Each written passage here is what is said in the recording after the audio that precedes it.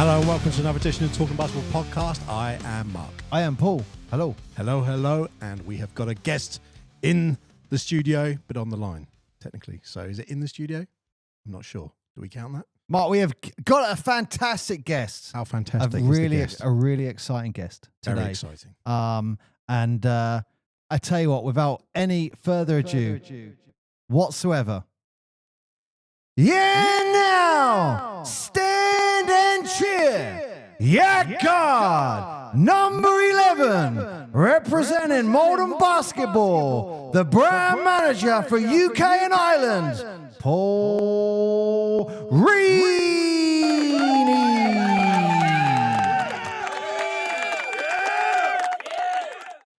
Welcome, Paul.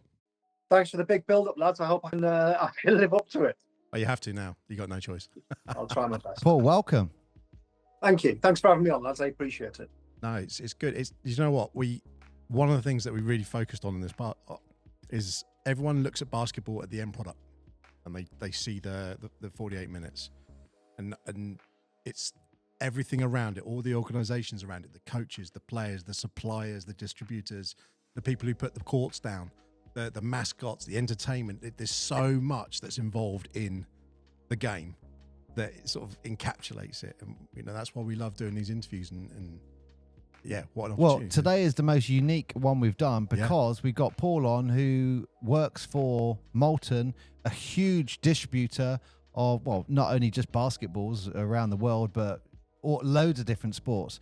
Paul, I've been dying to ask you this. I have to jump straight in. Sorry, Mark. I know you've probably got a where you want to go, but I've been dying to ask Paul this, which is recently, a few months back, the BBL as we know it goes into administration with 777 as the main supplier of basketballs for the entire professional entity in the UK. How far down the line were you? Like how much did that mess you guys up? Did you have 1,000 basketballs, 10,000 basketballs, and was like, hang on, is there a league? What's going on? What's the impact for you guys on that one? I mean, you just went straight for it. Massive, in all honesty. That's a huge question, though, isn't it? You just went straight for it. You know what? I'm fine for you to try and knock me out with the first punch. That's okay. Wow, you didn't even buy him dinner or anything. You just went straight in there. I'll tell you what. I did know you were going to ask this question, but I can explain it best by showing you a basketball. How about that? Yeah, definitely. Amazing. Yeah. Can you see that? Yes. So this is the playoffs basketball for this season. Look at that. That BBL's league. Can you see that? Yeah. With embossed gold, unbeatable. Yep. So the gold was for playoffs, if I remember rightly. Yeah. So I personally made I didn't personally make the basketballs, but I was obviously in charge of doing this. So we had basketballs made we had a blue one for the trophy. No, All-Star, excuse me. Blue one for the All-Star, orange for trophy, and black for championship. Black for the regular season. And they'd been made and they'd arrived in the UK. So, and that was a year's work. Jeez. That was a year's work. So now I actually put them on Amazon and said, if you want to grab a piece of basketball history, they're on there. So people can go and buy them if they want to. But yeah, they were literally shipped, and as I said, that's a year's work right there. And that's such history that is actually available there. The last basketball that never got played with. Yeah. What an amazing piece of history. In the FA Cup, isn't it? Yeah. I'll tell you. So sorry that you said that's been sold on Amazon. Yeah, they're limited edition because it was a short run because they were only league balls. So I think there's 72 gold ones, 72 All-Star, 108 cup ones, and I think 504 league ones. So they're the mental, and there was size 7 and size 6. So it's it was quite a big project to put that together, in all honesty. And so just like everyone else who's connected to British basketball, I watched that story kind of unfurl and realized that a lot of hard work, not by me but by a lot of people, was gonna come to very little actually.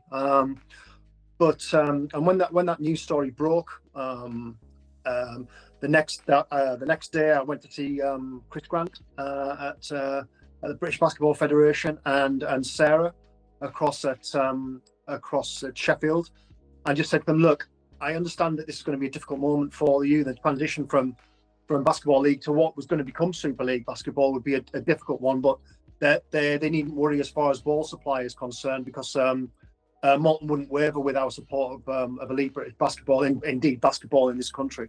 So yeah, you know what, you have to roll with the punches in life, and that was just something that we had to roll with, unfortunately. But it's a shame that such a lovely basketball wasn't never saw the light of day. Yeah, just highlighting on it, that must have been great for the guys going through that transition of BBL to Super League, to actually have one of your main partners, one of your main suppliers, associates, turn around and say, guys, we're here. Yeah, I think it's, the thing is you only find out who your friends are in difficult times, don't you? You know, anyone can be part of a party, but I think when things become difficult and demanding, and I'm probably like you. You know, you do this for a reason. I'm a strong advocate of the power of basketball, and so I want to be part of it. I want to be part of its success, and obviously I understand how basketball can reach different parts of our community. So for us to walk away from it at a time of need is kind of against my personal ethos. Sorry to sound like I should be wearing a white collar, but yeah, that's that. So to me, it was, I thought it was just massively important. I've followed British basketball all my life, and I've kind of, sorry, my phone keeps dipping out. Yeah, I've seen it. I again, like you know, I've seen it ebb and flow in terms of its success, and I think that it's really, we've been supplying basketballs to the top division for 20 years, and I didn't want it to fall apart on my watch, that's for sure. Yeah. So so it was a, and I liked Sarah as well when I met her, as we seemed to have a sort of similar sort of perspective on British basketball. We got on really well. I think we got on really quickly. So it was quite an easy thing to do, to be honest with you, to say, look, don't worry about it, because we have a warehouse in Nottingham full of different types of basketballs. So for us to continue servicing elite basketball was not a problem. In all honesty, there was some things that needed moving around a little bit, but it wasn't beyond me, and it wasn't beyond Sarah. So it wasn't a problem in all honesty. Could they play with those balls? I know that sounds silly, but could they play with them or not? They're just legally or. Oh, is there a legality to having BBL on the ball? Is that what you mean? Well, I'm just curious. Yeah. Wow. I wonder if there would be. I don't want to get drawn on it too much, but I think it would be problematic, because there's obviously, I think it might be somewhat problematic. I don't want to go into the nuances of the contract, but I think it would prevent some problems they probably wouldn't need to fix. Yeah. As far as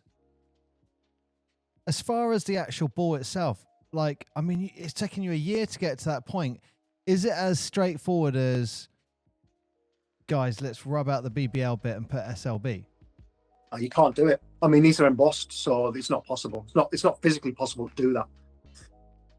You can't. No, as I said, these are. As I said, it's not a sticker. Oh no, sorry. I mean, in the design phase. So literally, in your run, just say, right, let's take that image out. Bam, you put in the new one in. Is that the process? No, it doesn't work. It doesn't work like that, to be honest with you, because what you got to remember is the people who make these basketballs, they're not just making them for the BBL, especially a company the size of Molten. They're making basketballs for the entire planet. So there's production slots and the shipping, and there's all sorts of things to be involved in that. So it's really not as straightforward as that. For example, if you said to me, I want a talking basketball in your hands now, you know the lead time, and that's going to be 9 months to a year, I would suggest. Oh wow. So it's really not straightforward. There's a lot of forward planning. So I mean, even today I've been working on our plans for sort of late 2025 and 26 about what we're gonna do, what new basketballs we might bring into the UK, their designs, etc.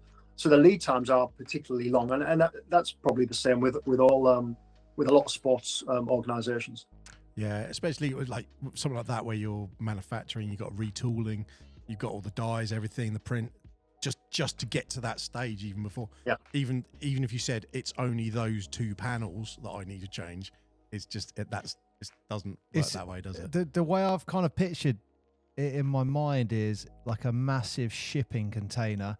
You can't just kind of suddenly turn and go in another direction. You got to kind of slowly move it to go to where you need to go. If I'm just guessing, but it's a lot of I've spent quite a lot of time in manufacturing and engineering and stuff, and a lot of the times just in time manufacturing, like Paul said, with the slots, you tend to have we're making this between there, and then we've got to down the tools to put different tooling on, so we lose like X amount of days because we're putting different tooling on, program the machines, get them all ready, then that's going to be cutting, and then it's going to run 2,000 balls of this design, then we're going to do a nut slot, and then there's another slot, and you have different materials that are arriving, and then a shipping container gets delayed, which has a key material, so then you have to bump a slot, and it's all fun and games.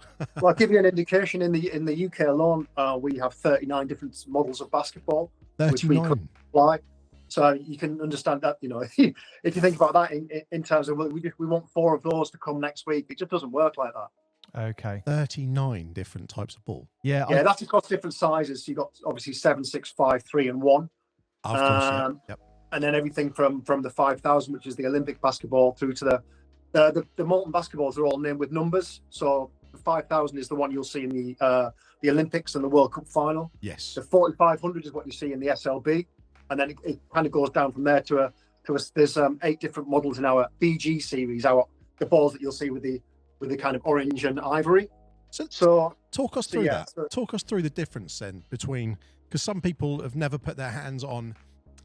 Some people's experience of a ball will be the tarmac outside edition ball, one that they will use, and they've never felt a real game ball or a really high quality level ball. Yeah, of course. Yeah, I'm happy to do that. Yeah, I never want this to be like a sales thing, but if you're interested, definitely. Basketball, it can be quite interesting. So you'll start with because it's quite rubbery. The one on you go to an outdoor court will be quite rubbery, won't it? Yeah. I'll talk you through it. So this is the prototype for the Olympic basketball. It's a 5,000. This, so it's not even. This is the reason it got because it's been testing. There was a number of different basketballs. So I took this to Team GB about 6 weeks ago, and a number of basketballs, and they test them, and then I asked them questions, what sort of question? What is that test? Just take us through that a little bit. No problem. So what I'll do is they'll have an A and a B basketball, and there's different elements, different parts of the design. So it might be the depth of the with the grooves, for example. Okay. So what you'll do is I'll go up to a player and I'll spend 5 minutes with one ball, and then I'll ask him to mark out to 10. So it'll be like handling, shooting, passing, how it feels in the hand, how it feels to pass and receive, etc. And then you go away and you do the same with another model, and then every national team around the planet is all going through the same kind of format. So the brand manager in Sweden will be doing it with the Swedish national team. Yep. So Molten go through like an extensive kind of research program where they're looking at how the ball feels, and that's a 5,000. So FIBA decree that it's got to be premium leather, only leather. The World Cup basketball. So then you go into that as an indication on shelf life. So if there's short term usage, slightly shorter term. Then if you go into the SLB, which they use the 4,500, which is a premium leather with a composite in it. So it'll have like have a small amount of rubber in it, and that's for kind of longevity. So you can play with a ball which will last the whole season. It'll continue to perform. Then the next one down is a 3,800, which is a slightly less good quality leather. It doesn't have the same foam backing underlayer, so that's like a league ball, which is super hard wearing, but it's still an indoor ball. Next one down is a 3,000, which is our outdoor basketball, so it's a synthetic leather. It's much more hard wearing. Then you get into 3 rubber basketballs. So you have a 2010, which is, I think I've got 2010 here. It's a little bit like this one. So this was an Olympic replica that we did. Paul, can I just ask you, how many basketballs have you got in your house? I was just thinking. I've got an office with, I'm guessing I've got 500 basketballs in my office. So this is So the 2010 is a rubber basketball with deep channels. So it's designed to replicate the deep channels of the match ball. So you get so a young player can develop that kind of backward rotation on their shot, and then you have a 2016 which are entry level rubber. So and then we have a coloured basketball series as well. But that's it. So you can see how when you put a range together, what I always think is like, who's this for? Which player would this be? So everything from that 12 to 14-year-old kid who's picking a basketball up for the first time, right through to, I don't know, LeBron James using the Olympic basketball. So it's a pretty interesting job. Like, I love it. I never thought of it like that. The outdoor balls have been designed to help kids get the follow through. I've never even ever considered that. I just thought it was designed like that to be hard wearing outside. Yeah, no, it's not. I mean, obviously the depth of the channels is something that obviously is a key component in a basketball. So this new Olympic basketball, I know that they tried different levels of how deep the channels are, and so obviously it can only go so deep. And then you've got to think, is it a basketball for like a point guard or a center? Because obviously they want different things, in terms of the weight and the handles and things like that. So there's all those sorts of things to factor in. So again, I don't want this to become a sales pitch, but this is kind of interesting. So the Molten basketball design, it obviously doesn't look like the basketballs of our competitors, and it's got 8 panels instead of it's got 12 panels instead of 8. And the reason for that is it has more grooves in it. So when you get hold of it, you can get into that the grooves more quickly, and you can backward rotate a little bit easier. Okay. So that's why the basketball looks like this. What are the professional players that you speak to in the SLB? What are they? Because I mean, they'll have been using like Molten. You got one right there. We can do that as well, because for the world of balance. It's a Wilson one, that one. But they'll be using that. They'll be using the Spaldings and stuff like that. What are they saying about the Moltens and that extra groove? Is that affecting their game, like, for the better? What? I'm the wrong person to ask, to be honest with you, because they're always very nice, because we sponsor them and we support the Super League, so they only tell me the good stuff. In all honesty, when I did that A/B testing with the prototypes, they were maybe a little bit more honest, and they told me what they liked and what they didn't like. But I mean, as I said, I'd be the last person that tell if they didn't like the ball. They're universally positive about it, to be honest with you. But as I said, that's probably because they don't want to be rude as much as anything else. And I thought you'd probably ask me about other basketball manufacturers, and I'd just like to say that there's a lot of people making good basketballs out there. I just think that Molten make the best. Hey, there's nothing wrong with competitions. Competition's healthy. For sure. Yeah. What I would say is, and this is from experience, is when I've held an NBA basketball. So that's a Spalding at the moment. No, sorry, Wilson. It's a Wilson at the moment. But it was particularly as well the special edition, and the reason I'm caveating that is because if it was the special edition. I use both. Oh, I know, but what I'm saying is they also brought that. You actually held that one as well. It's referring to the NBA Cup one, and it's the NBA Cup one and a league one.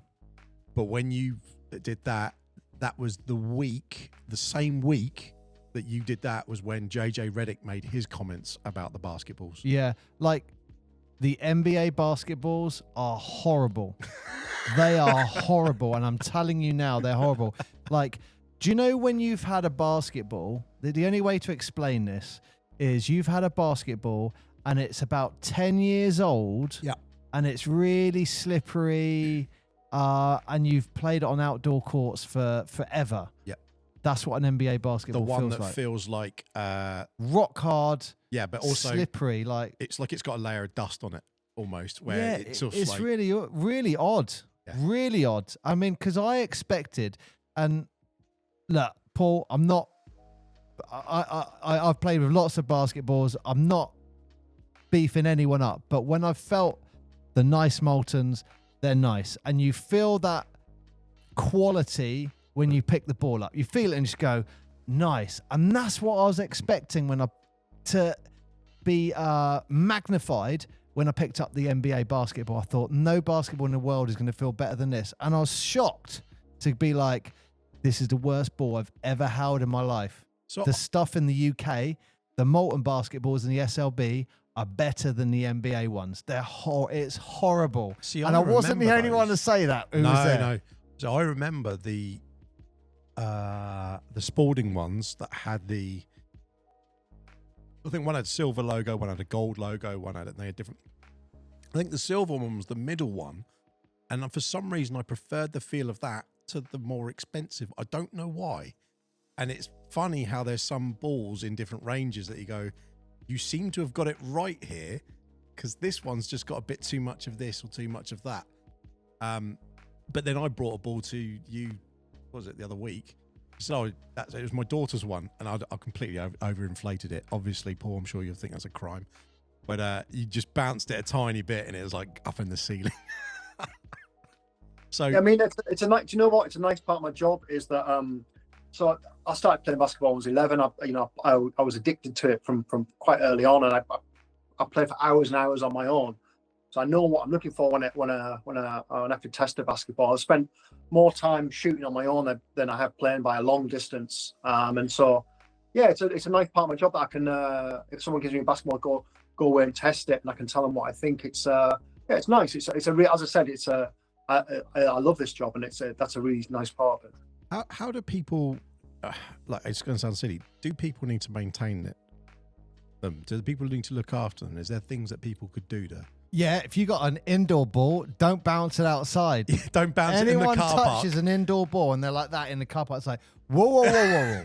They're bouncing it Let across me the car stop park you right on the there. gravel. Don't bounce that ball. Yeah, I mean, there is that. I mean, obviously our top three match balls, as I said, the 5,000 is designed for elite competition. It's so, it hasn't got maybe the lifespan of some of the other ones. Yeah. But don't get me wrong. If you look after it, it'll last you a lifetime. And that's the thing about basketballs; they can often last a very, very long time. But as I said, if you're gonna practice as an entry level player, you'd go for a 3,800. If you want that performance element, you go for a 4,500. So it just depends really what you're looking for, to be honest with you. Depends how important it is. Real leather is as well, because obviously there's a price differential. That the 5,000 is a more expensive basketball than the 4,500 and the 3,800. In terms of like upkeep, it's not something I've really thought of, to be honest with you. It's I don't know. It's like Well, I mean, this is a man with 500. You You got 500 there, so you're probably like, I can't remember where I've got them. Ultimate question, Paul, your favorite basketball of all time? If you're on a desert island that just happened to have a basketball court in the middle and you were only allowed one ball, what ball would that be?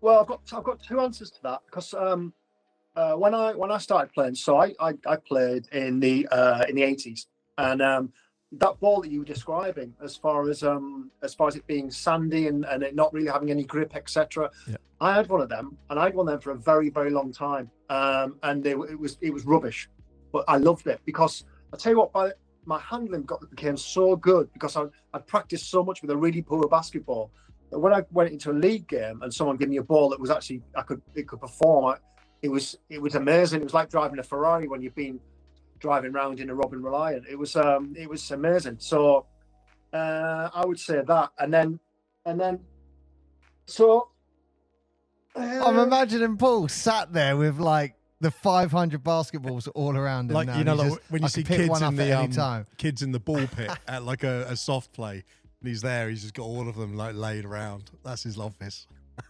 and then the other one that this is quite interesting. So at the moment, the BBL use the 4,500. Yeah.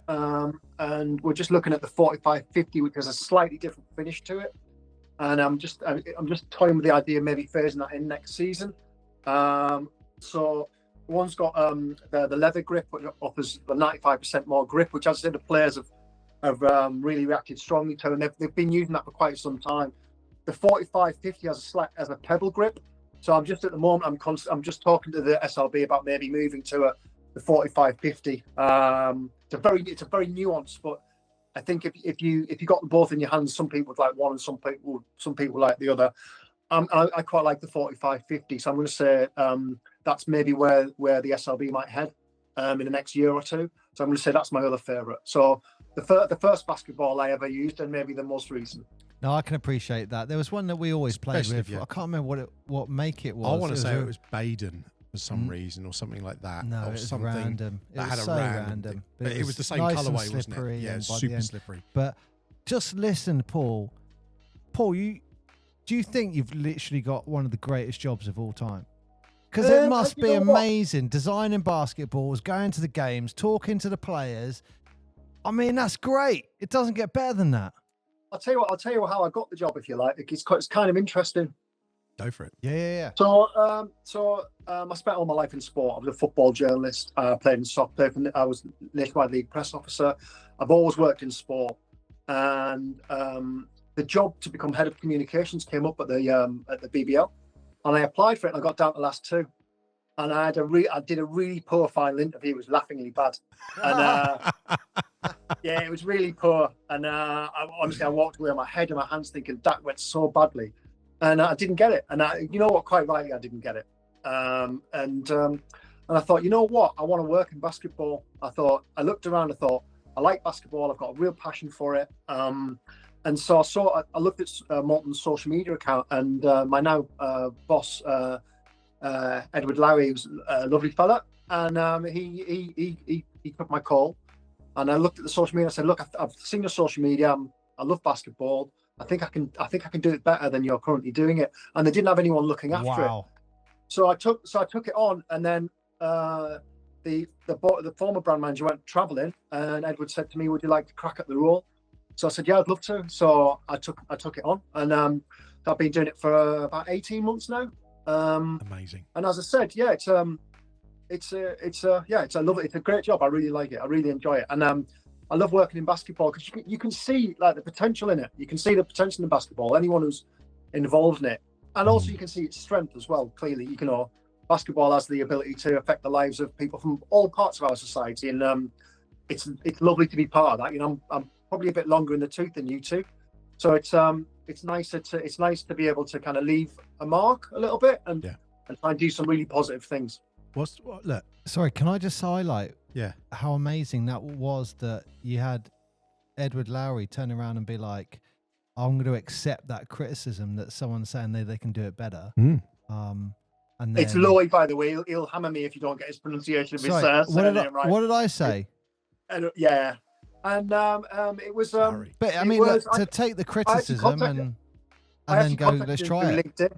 I contacted him through LinkedIn. I just said, look, and it was just a light, and I was polite, and I just said, as I said, I think I could make a contribution to your organisation, and he was kind enough to accept my note. Give you a shot, bloody hell, that's great. Awesome. That's really good. That's really good. I mean, look, you've mentioned it a few times. Take us back to where your love for basketball came from. So it started when you were 11. Yeah, with your slippery ball on that court. No, well, I played for the school team. That's all it was. I was relatively tall and skinny as a kid, so I was just chosen to play for the kind of school team, and I loved it straight away. Again, probably people listening to this podcast, there's probably a lot of people like this. When basketball gets under your skin, it can dominate your thoughts, can't it? And as I said, I used to love practicing. I love the sound of the swish, the sound of the ball bouncing. Those are the things that you kind of fall in love with when you first start playing. And it was something that I could do on my own, and practice, which I really liked. My dad's a fisherman, and I think there's quite a lot of similarities between the two in many ways. You kind of playing basketball can be quite the solitude can be quite nice. So I practiced and practiced, and then at night I'd listen to Armed Forces radio on an AM radio, and it was like Duke versus Notre Dame, and I had no idea what Duke versus Notre Dame was, but again, I just loved the culture, and it was no one else was playing basketball at this time. It was something that was very much a minority sport in the early to mid 80s, and then I was watching like Larry Bird and Magic Johnson, and looking at the Converse weapon and the boots, and seeing those, and thinking that's amazing. And a pen pal I had at the time sent me a Boston Celtics cap, and I loved it. Oh wow! And then obviously Michael Jordan comes on the scene, and it goes, stratospheric. You know, you've got this human beings like ball sports version of Muhammad Ali in terms of the way that he redefined the sport. And yeah, I loved it. And then started playing National League. And we talked about this a little bit earlier off air, but I found my level playing National League when I tried to box out one of the Brixton Top Cats and he jumped over the top of me. And yeah.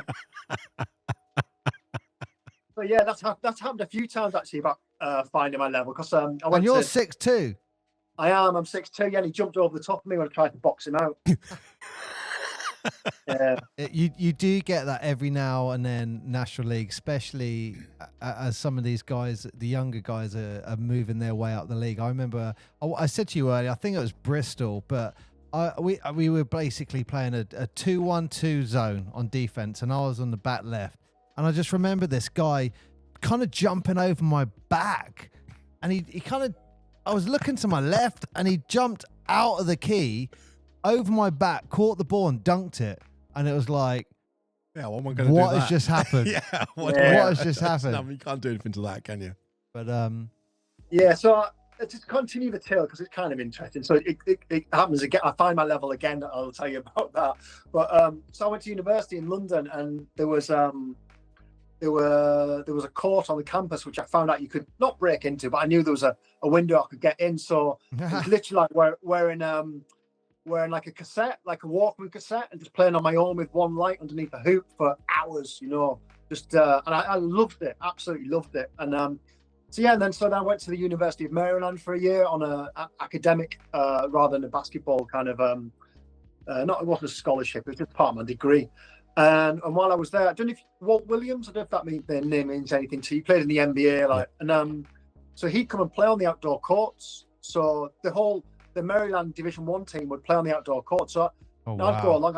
I'd probably be playing for 8 years. So, and I was 19. I knew my way around it. I was all right. But then you see that level, from a country and a culture of steeped in basketball, and these boys have been playing all their lives, and they're they're 6'5", they're supreme athletes. So I can remember one of the guys who I saw on the court. We were driving along, and my wife said, we actually pointed this bloke, went, "Oh my God, you seen him? He was massive. He was huge, he's like a Marine, and he's 6'5", and I was playing on these courts, and I was marking him. And the first time I went a bit close, just went round me and stuffed it, and then I thought I'm just going to hang off him a little bit and give myself a bit of room, and he just sank a three. It was just I was just completely out of my depth, But yeah, but I loved it.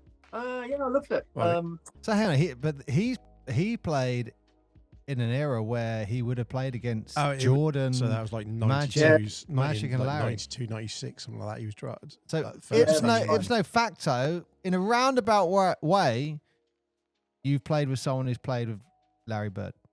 Well, I don't like to say I shaped Walt Williams, but I probably. Yeah, it was.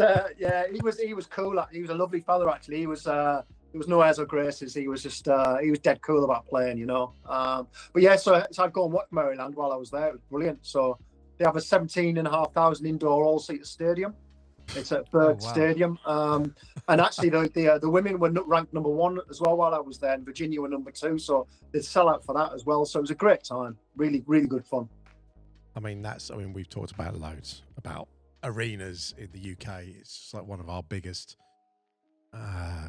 challenges, isn't it? More than anything else. I mean, we're getting there, though, aren't we? You know, as I said, what they've done at Sheffield is great. Is really impressive. That's a nice one. Yeah, it's a good space.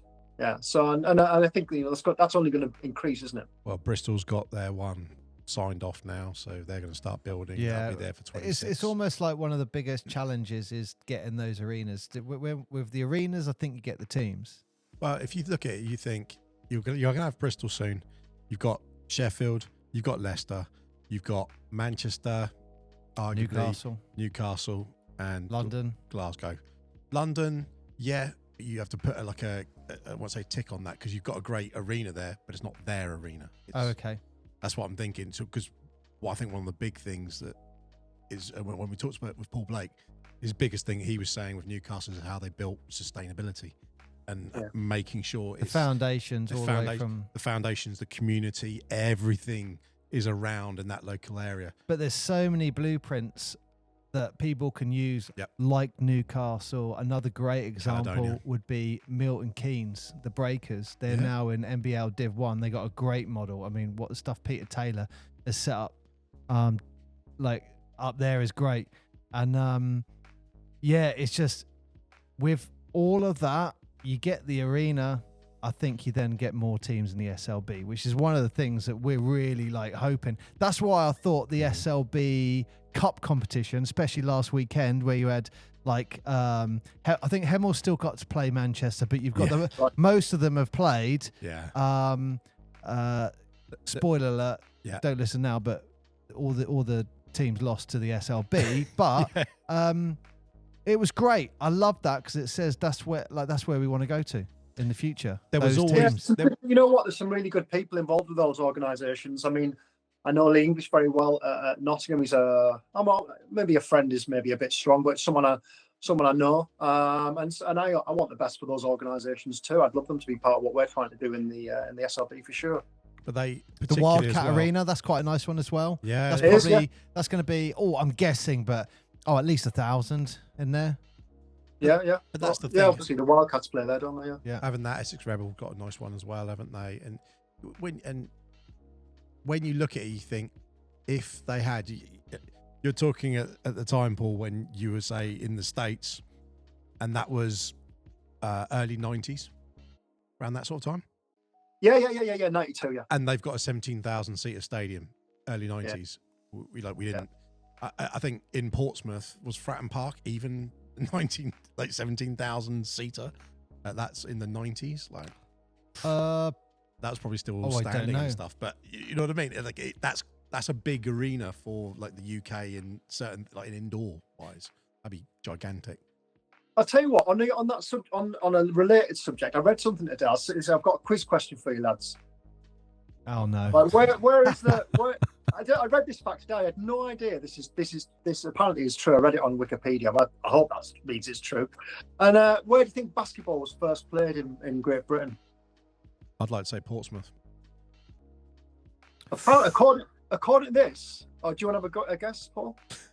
I am gonna go.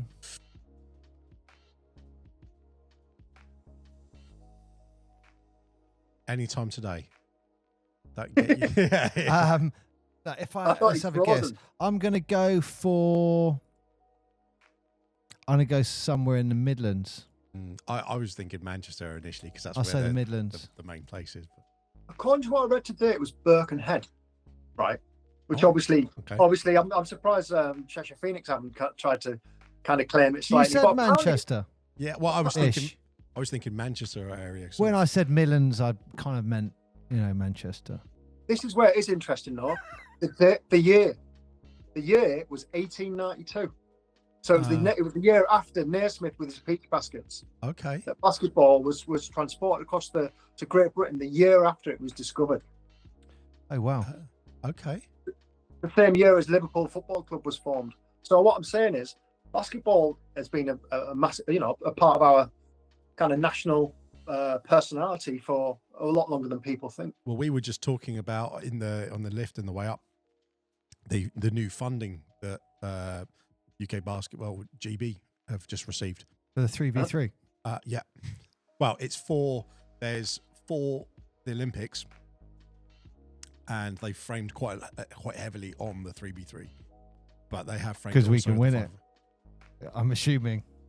Well, because we have won it in the past. That's That's what you do with sport, isn't it? If that's the one you back, that's why cycling's always had a lot of funding because we've been strong in it. So, if you're going to retain a trophy or do well in it, I think that's right. But I mean, yeah, I think that's an interesting. What 3v3? What's your sort of take on that, Paul? Is that the same ball? Is that the same No, ball it's not. as- They play with a slightly heavier size 6 of the 3v3. Why do they use a smaller ball? It's easier to handle apparently in a smaller space. Because the size 6, but it's a heavier size 6. But so it's why not would the, you have a it's not the different ball ladies' though? size. Like it's basketball. Why would they say we're going to have, even though it's like half court or like a shooting court? Don't know. I wonder why they. It is a different game. I mean, I've noticed quite a lot of 3v3s coming up quite recently, and they're promoting it quite a lot. Do women have 6, or do they use a 6.5 as well? No, I think they both. I think both use a 6. It's just, I'd say it's just a heavier version. Oh, okay. So is it a 6 but weighted for a 7? Is it? Yeah, I think you might be right there, Mark. Yeah, I think that's about right. Okay. Yeah. I guess that'd be right for muscle memory more than anything else. Like if you've got that kind of your contact point is probably not too different, but your actual muscle. It'll be interesting feeling what a 6 is that's heavier, because I do a lot of coaching with kids, so I play with the 6s and the size 5s, and I'm quite used to it. It'll be interesting what it's like with a heavier 6. I've got some history for you, Paul, though I cannot verify that this is true whatsoever, but I heard it once and I was like, that is a great story. So again, I've got no information, but there was a lady in the UK who contacted Naismith and said, really want to start playing basketball. Can you tell me the rules? Can you go over it, but explain it a bit in detail for me? Anyway, so allegedly he broke the court up into 3 sections and tried to explain it like that, moving from one section to the other, and that lady took that, and that's where netball came from. Oh, it's interesting. I didn't know that. She was doing it and it was like just turned into a different sport. I cannot verify that, but I read it and there was this big article and I was like, wow. Would make sense. Lads, can I drag the conversation back to Molten with a interesting fact? Yeah. Okay. So as you know, let's get another ball. You get another ball. Get another ball. Oh, this is quite a nice one. So this is the 38. This is a 38. Oh, 50. Paris 2024. Yeah, it's a Paris 2024 ball. But what I want to tell you is, see the design of the Molten basketball. Yeah, so it's got the white, the white. That's right. Yeah. It's designed by an Italian designer called Giugiaro, and he also was the design guru. So he designed the Lotus Esprit car, but this is where it gets really good. He designed the DeLorean, which is the Back to the Future car. Wow. So the same guy who designed the Molten basketball designed the DeLorean car from Back to the Future. So this is you've got a design classic every time you pick up a Molten basketball. That is amazing. That's very cool. Hang on. Yeah, no one knows. That's why. Tell the story. And the Lotus Esprit, as in the 70s Lotus Esprit. Yeah, The He's a car designer, so he designs Maseratis, Ferraris. The Lotus Esprit and the DeLorean are his 2 most famous. He also designed the Volkswagen Golf, but yeah, the DeLorean and the Back to the Future and the Molten basketball are all from the same designer. I'm just saying, Marty McFly had a Molten basketball. Maybe he did. If I had a DeLorean, I would have the flux capacitor in it. That's all I'm saying. Yeah. And I'd have the dashboard saying 1955. There's a logo idea for you. You could put a flux capacitor on the side. Yeah, but that's what I was going to say. But designer. Why isn't there? I mean, that's like an amazing bit of information. Why don't you guys design a basketball with a DeLorean thing, Back to the Future DeLorean, for in honor of the designer? I'll come back to you in a year. Yeah. Hey, you said 9 months. We're not waiting a year. Yeah. I'm giving myself a bit of wriggle room. Wow. No. I tell you what, Paul's got a meeting with Edward tomorrow, and he's going to be like, "I've got a great idea for you. A Back to the Future DeLorean basketball." But when he wore those Nike famously, those shoes, Nike Vandals, didn't they? They made them, didn't they? Yeah, the laces. But that's right. So when you're playing and you see, or when you're watching the game and so forth, are you looking at the performance of the basketball as well as watching a game? If that makes sense. 100%. And what are you looking at? Then? That's what I was going to say. Explain to us what you're looking at. So I watch in the first. So obviously the temperature of the basketball changes throughout the course of the game. Yep. So you'll see the ball being warmed up. So I'm watching the warm up. I'm watching how the handling is. Paul is on a different level, isn't he? So that was one of my questions. Different level here. I 100% was going to ask: do you warm the balls? Because I think of it as a leather ball, and I immediately think of like an F1 car. F1 wheels, and you put the tires, you get the warmers on. It's like, why are they not warming these things? Yeah, the technology's changed, to be honest with you. So if you asked me that question 15 years ago, the answer would be yes. the balls used to have to be kind of bounced in. But over the course of the last 15 years, the technology in the balls have changed. The composite, something like the 4500, which is used in the SLB, the composition, the rubber versus leather competition changes, so they're much more active, much more quickly.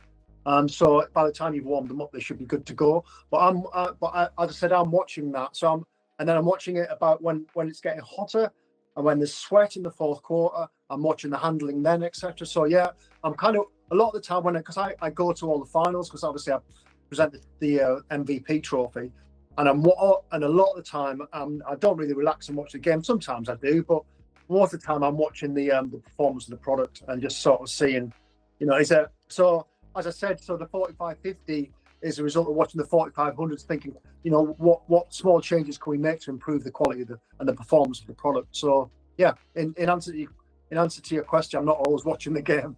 No, wow. I mean, I always wondered that, because as we said, JJ Redick famously, when he was talking about balls, and obviously it's a different brand, but he was complaining quite heavily about the balls that they were using. They said this type of ball needs to be broken in. So you're just giving us, here's the new game ball, and they're like, this ball is rubbish. But you're giving us the practice balls. No, I'm telling you, once they're broken in, they're still rubbish. They're the worst basketballs you have ever felt in your life. I'm telling you now. Paul's trying. Have you ever felt an NBA game? Sorry, like an NBA game ball? I think we spoke before. I said you can ask me anything, but I won't be. Will not be criticising other manufacturers' products. Look, I mean, that's not my. You know what? We can say it. We can say it, but I know someone who is actually on this. He came on this show. He got an NBA. He bought an NBA basketball that was used. All right. And it came over, and everyone was like, "Oh man, we can't wait for this." And it came over, and again, everyone was like, "Oh, maybe you just got a dud," because it trash. Felt horrible. And again, no one wanted to play with it. Yeah. But yeah, it is funny that I do not associate that I still associate Spalding with the NBA, which is not the case, but I just associate with it because that was the era. That makes sense. Yeah. You do Spalding. Spalding that's NBA. just what I associate with the NBA. I don't, you just associate and like with the Olympics and with FIBA sort of thing. I will look at the Molten ball, and it's like that was the ball here in Europe. But when you go into ball was in America, and that was it. It was like they're the two balls. But when you go into the detail of the basketballs, you then get we started to focus on it and go, hang on, when the Olympics came up, all the players were pre-playing with the Olympic Paris 2024 balls. So, in that lead up, was it 4 or 5 weeks in the lead up to Yeah. So when you're getting feedback from these players, what I'm interested in is there was a stat, and I actually saved it, and it's quite embarrassing. I think it was 43 3-pointers were jacked up in the game just last night, which is Dallas versus Golden State Warriors, and it's the new record for the number of threes taken in a game. It's either 43 or 48, something like that. It's ridiculous. I've got a new one for you, Mark. And NBA record, 75 missed threes in a single game. Oh yeah. And that was this week, the Bulls Chicago versus the Hornets. Hornets, yeah. That's the one. So with these two stats in mind, it's all about the three. What would a shooter look for in a ball in comparison to what your center or your forward's going to look for? What's the difference in that feedback? Well, yeah, as I said, a lot of it will be about the depth of the channels. So if you have a particularly deep channel, you can just get that feel and that rotation much more quickly as a shooter. As far as a center is concerned, they're just not that. It's not as interesting, that element of it. They don't want to be able to receive it and hold it really quickly. So the grip. It'd be the quality of the grip, yeah. And then obviously with that as well, Mark, you've got the ability of the ball to deal with kind of sweat and the conditions and the floor and things like that, and usage and temperature. So those are the things you have to probably factor in, because as you say, with a center, they're not going to be dribbling or shooting an awful lot. They're just going to have the ball in their hands and trying to get the hoop as quickly as possible. So I suppose they're just looking for, as you say, just all out grip really. Whereas maybe if there is a nuanced difference between the two, the point guards would probably be looking for more feel, as it were. So the ability to, how does it feel when you're dribbling it, and as I said, how does it feel when you're shooting it? You're getting that good backwards rotation and that high arc, I'm just jumping around here. All these questions are just popping in my mind, but I know you said before that you get the players' feedback on the build-up to creating that ball. But after the Olympics, like 2024, would you then go to some of the teams then and say, guys, because I mean, for example, an NBA player, imagine they went back to the NBA and said, we actually prefer Moltens that we just used in the Olympics. I wonder what they're like. I wonder what they say about it. Even just down to this is 12 panel, not 8 panel. And, you got someone like, say, Kawhi Leonard who's got hands like, Slender Man. Like, but does anyone get that feedback, Paul? It's probably above my pay grade, in all honesty. Okay. That's probably a conversation that's held between national federations and Molten. Yeah. My remit is to go and do the kind of research before those competitions actually take place. I've got another great idea for you, Paul. Another great one. You can have this one. Here you go. Thanks. Ready? Look at that. A Molten stress ball. Yes. Oh, yeah, okay. Yeah, That's a great one, isn't it? 100%. Yeah, what's the retail on that, would you say? I don't know.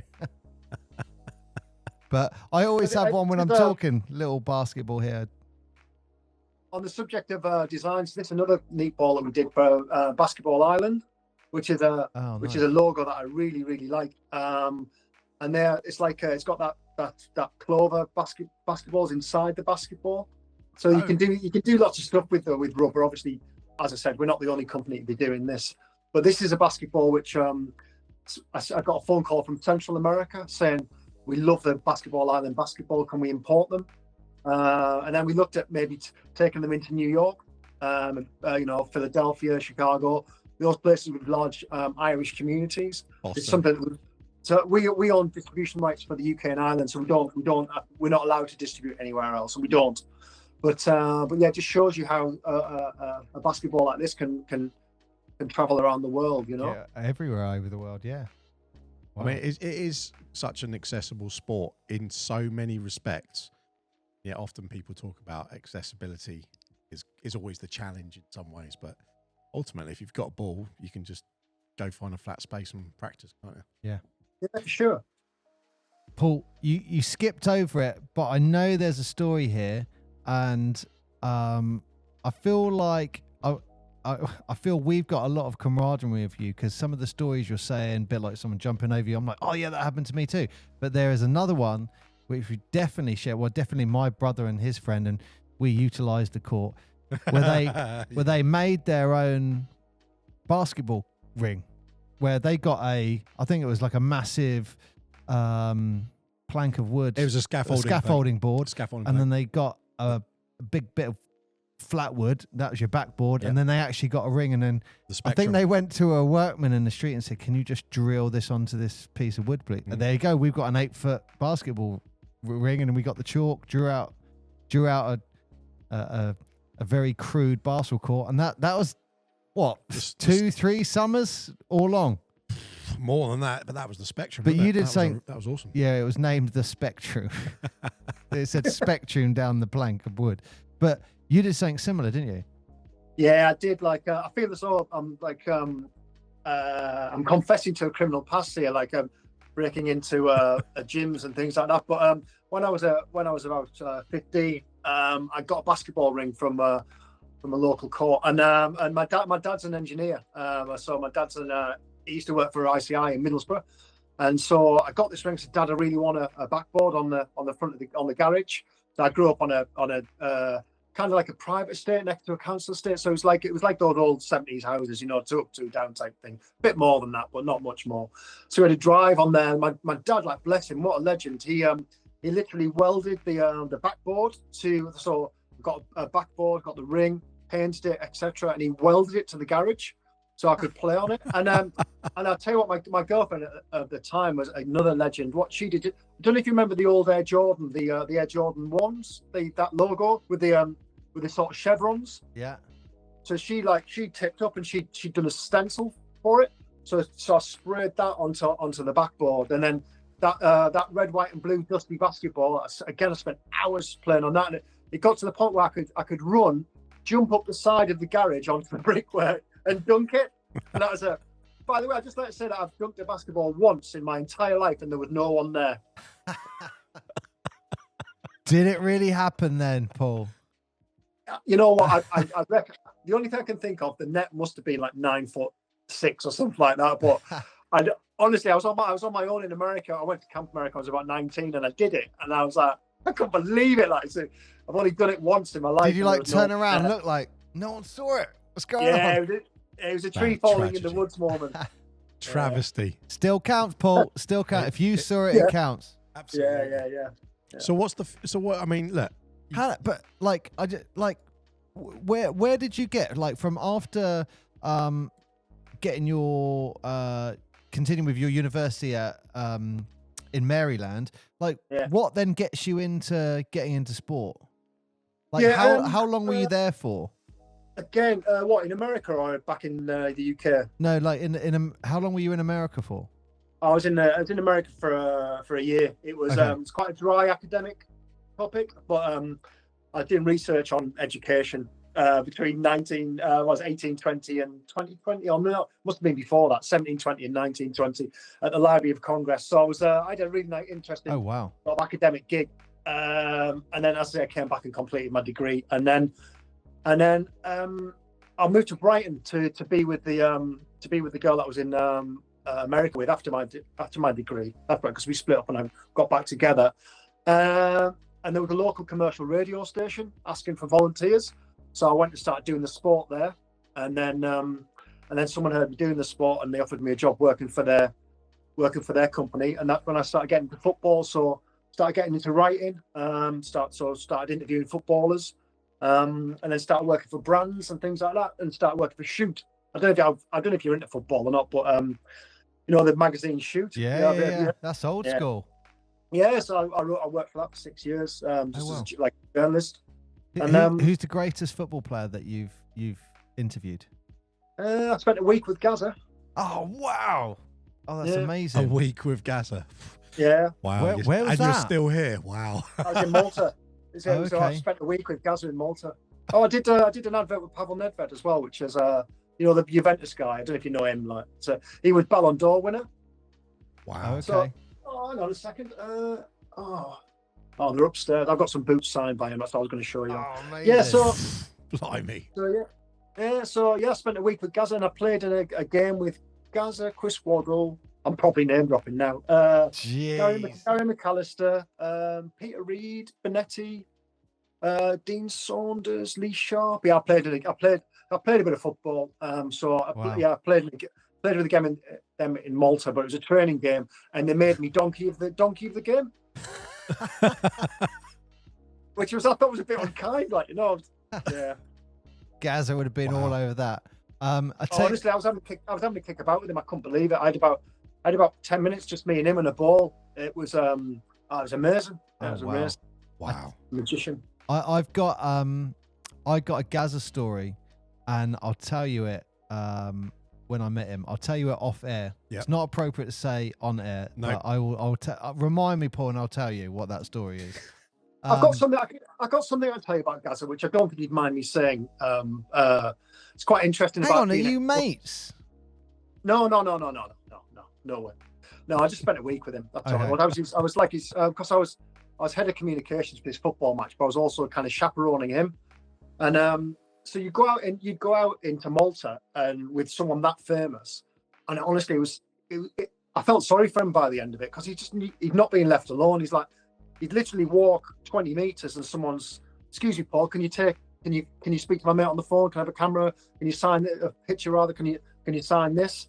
And so he said, look, Paul, he said, if I'm in a situation and I need to get out of there because it's getting too much for me, I'll scratch the bottom of my chin, and that's like for like 3 or 4 minutes.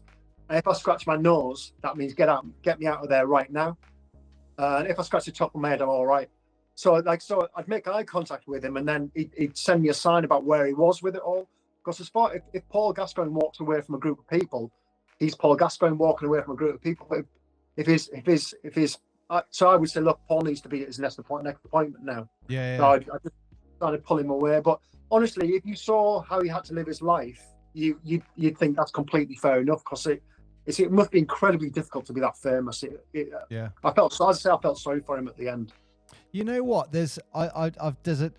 More recently, I've seen famous people, and I've just gone, you know what? I'm not going to go and talk to them, because yes, it would be really cool to go and say hello, but again, bit what you said, they're human beings. I'm just going to leave them alone, and I'll just have that nice memory of going, oh yeah, there they were, I saw them. But yeah, it's funny you should say that, because with doing the football writing, meet a lot of kind of famous footballers, and I never ever kind of broke character as far as that's concerned. I never ever sort of got them to sign anything or anything. I just thought it's just not right, it's just not right. Why you've got to, and also I think it undermines your integrity as a journalist as well if you do that. You've got to kind of maintain, as you say, your level of professionalism. Not unlike you two, of course.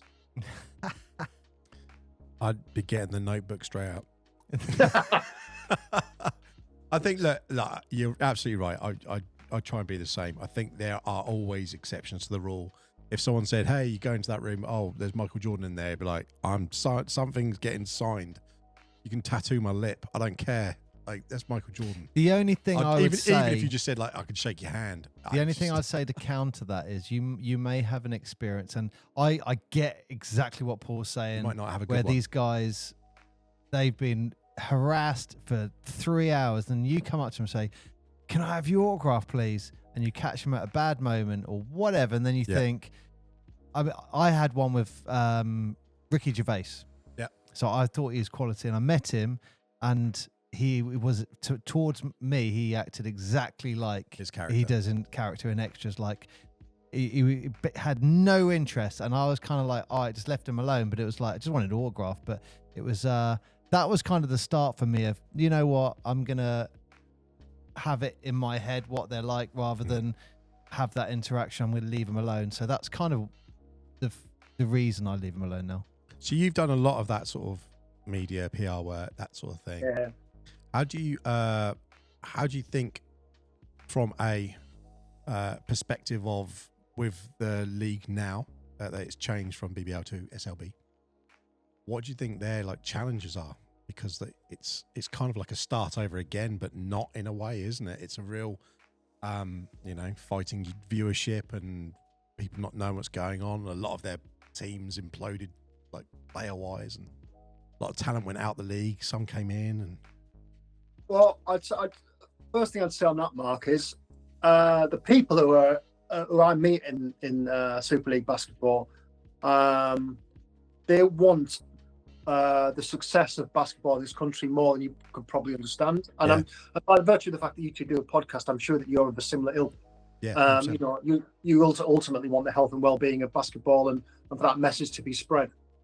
And I mean, the thing is right, sport's only as good as its stories and how well you tell those stories. And that's why football's so successful, isn't it? Because we know what the stories are, and the stories, the tendrils of the story stretch back 100 years, and then they stretch back into our childhood, etc. And until you have that established, it's incredibly difficult to be successful. I'll tell you what I think British basketball needs, and this is me speaking, Paul Reaney, by the way, not as Paul. It needs a baddie. Yeah, yeah. Every story needs a baddie. Yeah. Right? You're only as good as you only. You got the good hero. You got to have the good villain, haven't you? You have. I mean, I'm not sure on the pronunciation. Is it Aaron Rye? Aaron Rye. Yeah. He could be a good baddie. He's having a crack at it, isn't he? To be honest with you. And, again, he seems like a lovely. I've never met him, but he seems like a lovely fellow. But he's leaving Cheshire, going for London, it sort of becomes the anti-hero, doesn't he, in a way? And it does, yeah. But I'm sure he looks like he's got broad enough shoulders to deal with that, and I'm sure he has. He seems like a clever and an affable man. Oh yeah, but, it's. I mean, we've noticed it this season. It's quite exciting because the games are a little bit closer. Something feels different, I think. Something feels maybe the injection of the young American guys coming over. That's what it feels like to me. There's a little bit more aggression sometimes. Yeah, when they drive inside the paint, sometimes every now you think, hang on, and they're trying to like take their head off when they're dunking it and stuff like that. That's what you want to see. Yeah. There needs to be a bit more uniformity in the actual video output that's getting put out there. But I love the fact they've got local commentators and that sort of thing. That's brilliant. I love that. That's, there's some people who just do such a great job, like when you get like Dan Routledge and Reaney and stuff, and they just sat there chatting away, and you go, they know the game, and they'll pull up a stat from 20 years ago, and you go, that's what Dan you want. Routledge does. Yeah, but that's what you want.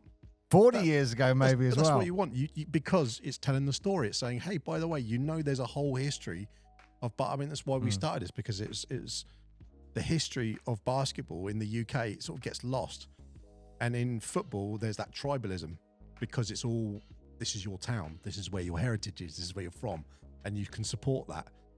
And because there aren't as many top flight basketball teams, and it doesn't get shown on telly, that sort of bit got lost, which is really a real shame, because when you go to Europe, you see the connection between the football. There's Panathinaikos football team. There's Panathinaikos basketball team. They get the same amount of people going to the games, and they're all lunatics. Also, I think the geography in the UK, like in football, people from London will say, yeah, I support Man City or Man United, whoever it is at the moment. However, when I go around the UK, you hear people say, no, I support Solent Kestrels, and they're in National League Div 2. And I'll be like, but you could support SLB team as well. No, I support Solent Kestrels. Yeah, it's all about the local geography. Yeah. Always. Paul, I do. I mean, I'm quite an advocate for what I'm about to say, and I feel like I've said it a few times now, which is I do think where the SLB could be better, bit where you're saying about a bad guy, I do think the saying is, and I've said this loads of times, I think it's Elton John's who said, it doesn't matter if they write good or bad, as long as they spell your name right. And I really believe that with the SLB. But when something more negative comes out, it's almost like this cloud comes over and it goes, hush, hush, don't talk about it. And then 5 weeks later, you'll hear rumors on a little in a circle somewhere, and you go, oh, that happened, and it's never talked about. A bit like, I honestly don't know what happened, but the Cheshire Phoenix, the two guys who've just been chucked out of the team last week, this little cloud comes over and we're all going, hang on, why have those two guys gone? Whereas if that was football, Sky Sports would be going, what is going on? And we would all know by now. Yeah. But I don't know. Talking about two different things though there with respect, Paul, because you've got the kind of muscular nature of football can deal with some of those kind of brickbats, whereas a sport which is comparatively embryonic and needs to attract sponsors is understandably a little bit more fearful to celebrate stories which are in inverted commas negative. That's all I would say as far as that's concerned. Just to give SLB a little bit of kind of kudos as far as that's concerned. I think it's much more understandable for them to maybe protect themselves against negative press. Because I heard you say that on the most recent podcast. Now listened to it and thought, oh yeah, there is that. And also the other thing is of course we don't know the full story as well. So no, of course not. We're guessing, weren't we, when we heard? Yeah, it's really, really important that we don't make too many statements that we might regret in the long term. That's just sorry to come across all. No, not at all. No. Look, it's the same as we found the same thing with a lot of people very frustrated when the league changed as it did, and the communication was negligible, and a lot of people were just like, well, that's it, that's over. And even though there was no hint, or there might have been, obviously in the background everyone's pedaling like mad to get stuff done, and obviously like you were saying with the balls and all the challenges and suppliers and distributors and sponsors and everything that was all behind it, trying to align stuff and get things in place and schedule things, and it must have been a logistical nightmare. But it was one of those, no news is good news, but from a fan's perspective, and that's the bit that I don't think ever was acknowledged by the league. You know what, Mark? In all honesty, I don't know an awful lot more than you do as far as that's concerned. And I don't really want to know, in all honesty. My remit is in the health and well-being of my brand and these products. So as far as as far as the transition from BBL to SLB is concerned, then I actually think we're in quite an interesting place at the moment, and I really love the inclusion of Falkirk and Nottingham and Hemel, and there was one more, wasn't there? Remind me. Reading played. Yeah. There was Yeah. two Nottingham Hoods, St Mirren's from Scotland, Derby Falkirk Fury. Trailblazers, the Derby Thank you, yeah. Trailblazers. Derby Thank you. Trailblazers, Well, I'm sure you two must be encouraged by that, because yeah, obviously that's definitely. That's what I was going to. the family growing, isn't it? You know. Well, that was my next question to you. The one thing about the SLB that was always, the BBL was always that we have the NBL in the UK, and you go up and you go up, and then there's just a stop, and then they had the pyramid of one at the top, and that was it. Whereas and sports fans in the UK would be very, very used to a football league, which has a pyramid, and you go up and there is an up and down. Now, obviously, you can't get relegated because there's money associated, etc. But having that window to have people compete, when you were calling it, Paul, before even this season came out, about let people in the cup. So when it did, we were really excited by that, because we're like, that's what we want to see. There was some interesting. I think this cup has highlighted the gap, though. Oh yeah, I mean, with say. some teams, you never know in one game of basketball, and I think you got to look at that. The Hemel game coming up against Manchester, that's top of Div 1, NBL Div 1 versus bottom of SLB. So it's those sort of games. That's huge. It'd be great to see where that is, but there's still a gap. Yes, yes, there is. But it's showing that trajectory. And the same way that Paul was talking about, if you're practicing, you'd use this type of ball. If you're outdoors, you'd use this type of ball. If you're indoors, you just seriously play, you use this type of ball. And they all have their own merits, but there's always a trajectory. There's always a step forward, isn't there? I'm going to make a statement now.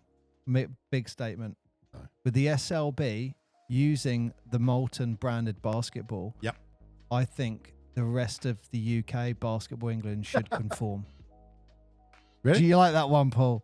But they should. They should use the same basketball all the way down. Yeah, I agree. I'm not even sure what the NBL are using at the moment. They must be using Wilson, I think. I'm assuming it's Wilson. Do you know? It's what are they using? What are they using, Paul? You know. They used to use Wilson, yeah. Yeah, they're using Wilson. Not for much longer. That's the one thing I do think, if whatever the professional league is doing, you that have should to. filter down. You have to, absolutely. And you want that's that kid who wants to, play in the SLB when they're older with their professional basketball. Yeah. Then go in National League. Yeah. I don't know. There's a reason that when the juniors... This is something we've said for a while, isn't it? Yeah, but the juniors who are like under 12s have the same kit as the National League team. There's a reason for that. Because you're part of something. And you're training with something and you're getting familiarity. Like, why would you want to step up and then go, I've got a different feel, a different... Yeah, they got to do that. NBL, if you're listening...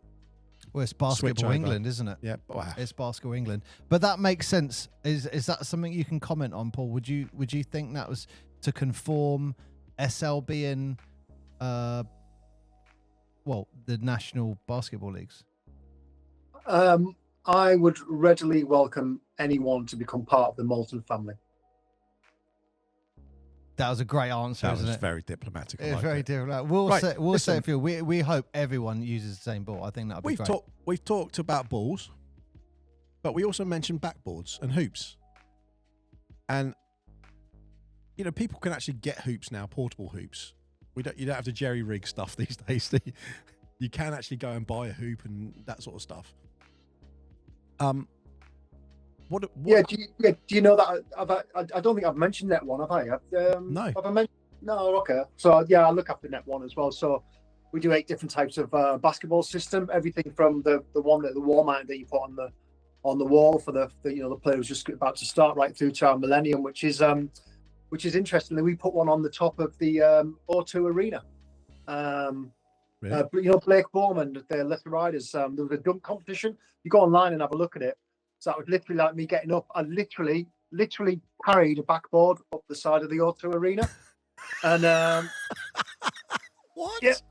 It was when 777 were in charge, and they they wanted to do a bit of PR. So you know Joe Edwards, who used to be head of communications over there. I know the name. He's again a lovely fella, really nice bloke. And so he just got in contact and he said, look, we want to promote a kind of the playoffs.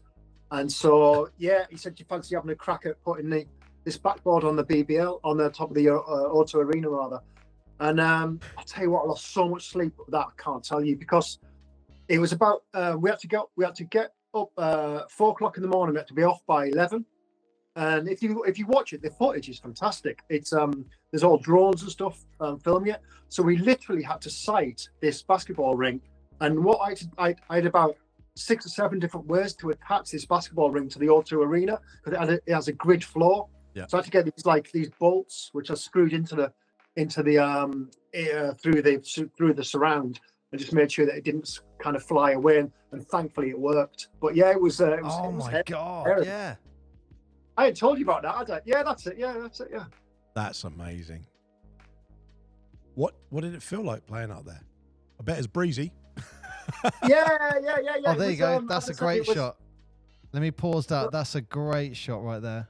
Yeah, it was good. It was, as I said, it wasn't my baby. It was Joe Edwards' idea. It was just my idea to kind of logistically make it happen. And as I said, thankfully, it was just lucky that what I took was straps and all sorts of things, because those basketball systems, you fill them with water or sand. Yeah. They're like 145 litres. So obviously you can't do that. You can't take 145 litres up the side of the Auto Arena. So as I said, we had to just kind of gerrymander it.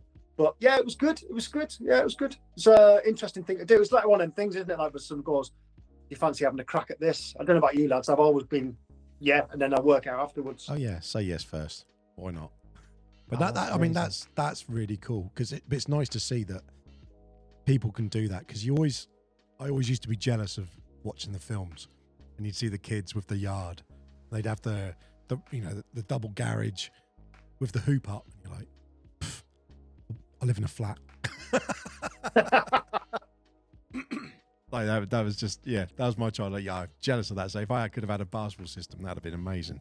But by the way, one more thing. I had a chat to the SLB today about a few different things, and they said just to remind people that obviously the trophy takes place on Sunday, January the 26th. It's Bristol versus Newcastle or Leicester, isn't it? Yeah, Newcastle or Leicester, yeah. Yeah, Auckland and Caledonia on the other side. As I said, you know what, lads, obviously I get tickets for these sorts of things. So if you'd like to come to the cup final, not this one, maybe the next one, and it's in Nottingham.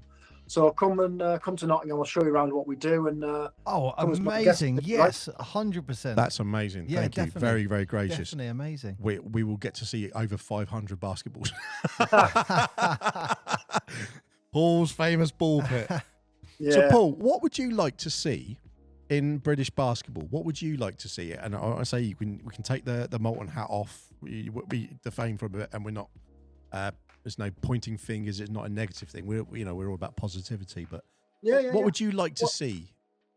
Yeah, I think I'd love in the fullness of time to see a 20-team league. Obviously, I mean, who wouldn't? I think that would be. And as I said, with a really strong academy program and some, that 11-year-old boy who grew up in Middlesbrough making his way all the way through to play for the first team in the BBL. I mean, that's a proper pathway would be wonderful. And again, that's not criticism of the clubs who are in that by any extent. It's a very difficult thing to put in place. I'd like to see the success of the Women's Super League as well, yes. Which I really love watching it. And I love I like Shanice Beckford-Norton is someone I really admire. I look at the way that she plays the game, and Hannah Robb as someone who's getting puts every last out of sweat on the court. And so I love watching the women's games, and I love watching the Team GB as well. I going across to their games, and the women as well. Saw them beat. It was Sweden they beat recently, wasn't it? Or was it Denmark? Denmark, I think they beat recently, didn't they? Yeah. And then they lost to Sweden, I think it was. So yeah. So to go back to your original question, yeah, I'd love to see a 20-team league and a coherent pathway from the first bounce of the basketball through to professional status, wherever that looks like. Because we mentioned the Olympics, and you can't talk about your native basketball and the league in the UK and obviously Super League Ireland. We've only briefly touched on that, but it has actually called Super League as well in Ireland, isn't it?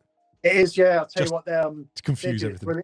They did it brilliantly. To be fair, there's an organisation there. They're a dream to deal with.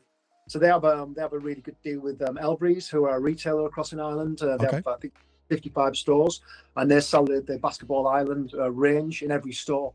So it works brilliantly well in Ireland. Every basketball that's sold in every Basketball Ireland basketball, so this one that's sold by Elbreeze, a percentage goes back into the league. So it's that's brilliant. Yeah, it's a real belt and braces kind of operation.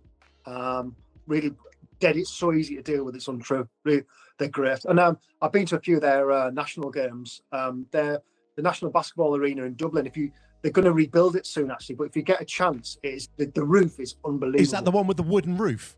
Yeah. Yeah, I saw that in a picture and I thought, where are they playing? It looks like a kind of like a church almost, where it's big wooden beams and it looks amazing. Oh, wow. Yeah. Is it geodesic or something like that? I think it's something like that. That's the name of it. But it was honestly, it's amazing. And I'll tell you what, watching them sing the national anthem and that and getting right into it. And I wanted to watch a national game. It was absolutely brilliant. It was everything you'd want. When you want to say to someone, come watch a basketball game with me and you're going to get it. If you took them to that, you can't help it. You can't help. You could not help but be swept away by it. It's fantastic here. But they're going to rebuild that stadium quite soon. Oh, really? I genuinely believe this. And I think when people go and watch basketball games for the first time, they walk away going, especially in certain arenas and stuff like that, they walk away going, that was actually a great experience. I'm going to come back. Yeah. Yeah, that's something I hear a lot within the basketball community. That kind of first visit type thing is the sticking point. But once you get people to go, you're absolutely right. As I said to you at the outset, it's a sport that gets under your skin, I think. So it's an addiction, isn't it? I really think basketball is an addiction. Oh yeah, 100%. And once you get it, you get it. Like our kids are young and they love it, and we'll look at it and we'll just be excited. I'm going to go watch the game, and we're talking like Division 3 NBL. They're still excited to go watch it. Sure. Paul, I will say, if you're in town, if you're down south, give us a shout out and come and watch. I'm going to say it. Screw it. The best NBL Div 3 experience you will have. It's Div 3 and we're getting 450 people watch a game. Wow. Yeah. Okay. Yeah. But literally, we're just copying an NBA game. So when the ball gets brought up, dun, dun, dun, dun, dun, all of that. Yeah. Whole shebang. What's that, Paul? What team is that? That's the Portsmouth Force. Just give me a shout before you come. I'll get you on the door, so you don't need to pay that £5. And you know what? I insist on paying. I don't. I have a seat reserved for you. No, look, here you go. This is an example. People think Div 3 and they go, no way. But look, let me show you this. This is the mascot getting the crowd going. Oh, hang on. But yeah, we're so big on getting an audience and wow. There's a mascot. But yeah, it's that experience that you're having in a game and just it. Yeah, you're there for the 48 minutes and you're there for the game, but actually, you know what? I want to watch it. I want to be entertained for an evening. And bring the family. It is a production. That's what I've learned. Because I started doing the announcing and then I was like helping out. Then we got a mascot and then it was like, right, let's get bigger speakers. Now let's play in-game sound. Let's have all the jingles. Let's all do this. Now turn the lights out. And we've quickly learned this is a production and the basketball is this sideshow that's happening. But when it all comes together, you get 450 people for a Div 3 game. And I truly believe if people embrace that kind of entertainment up and down the country, basketball would become bigger and, do you know what? Population would grow. Positive entertainment. Yeah. I think that's the thing as well, because it's a bit like when you go to a rugby game and everyone can sit with everyone. It's not about your team, their team often. It's like we're here to enjoy a good game.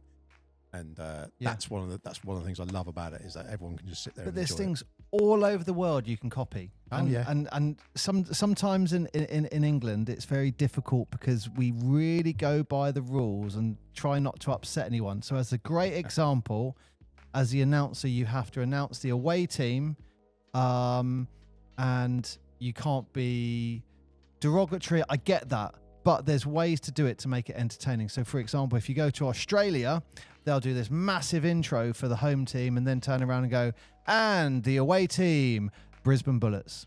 That's it. That's all they do. So the way we do it is my voice will be monotone and starting guard, number 11, Paul Reaney.